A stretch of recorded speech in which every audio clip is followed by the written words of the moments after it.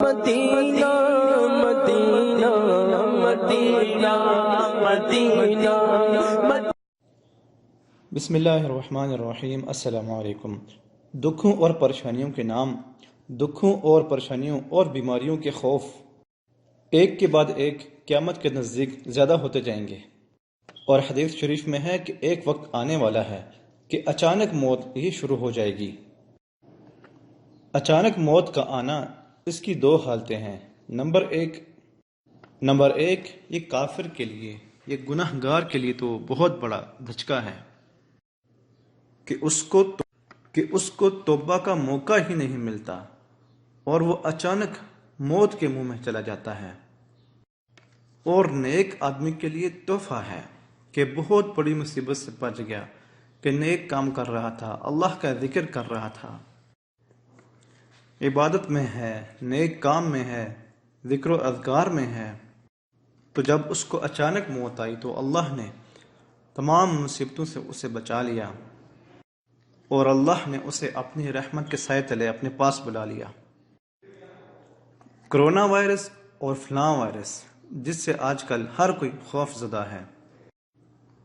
بلا شبہ دنیا میں جب کوئی بھی مصیبت آتی ہے تو ہر ایک انسان خوف کھاتا ہے، لیکن بندہ مومن کو یہی تو ایک تسلی ہے کہ جس کا رب کے ساتھ تعلق ہے تو فیصلہ تو اسی کی طرف سے ہونا ہے، تو پھر کیا پریشانی ہے؟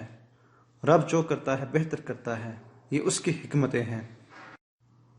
101 ڈاکٹر ایک دوسرے کے ساتھ سر جوڑ کر بیٹھ جاتے ہیں کہ کیسے علاج ہوگا اس بیماری کا، اس کی تشخیص کیسے کی جائے، مگر حدیث کے الفاظ سنیے کہ جس قوم کے اندر فحاشی اور عریانی علی اعلان ہوگی تو اس قوم کے اندر طاعون کی بیماری عام ہو جائے گی، اور ایسی بیماریاں آئیں گی کہ جو پہلے کسی نے سنی نہ ہوں گی، پتہ ہی نہیں ہوگا کہ یہ کون سی بیماری ہے، کہاں سے آ گئی ہے۔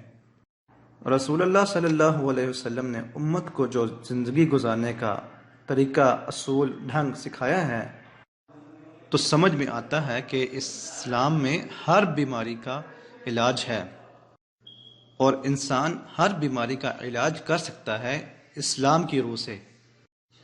اور دین ناقص نہیں ہے، اور دین ایسا نہیں کہ صرف عبادات کے بارے میں بتائے اور باقی ضروریات کے زندگی کے بارے میں نہ بتائے۔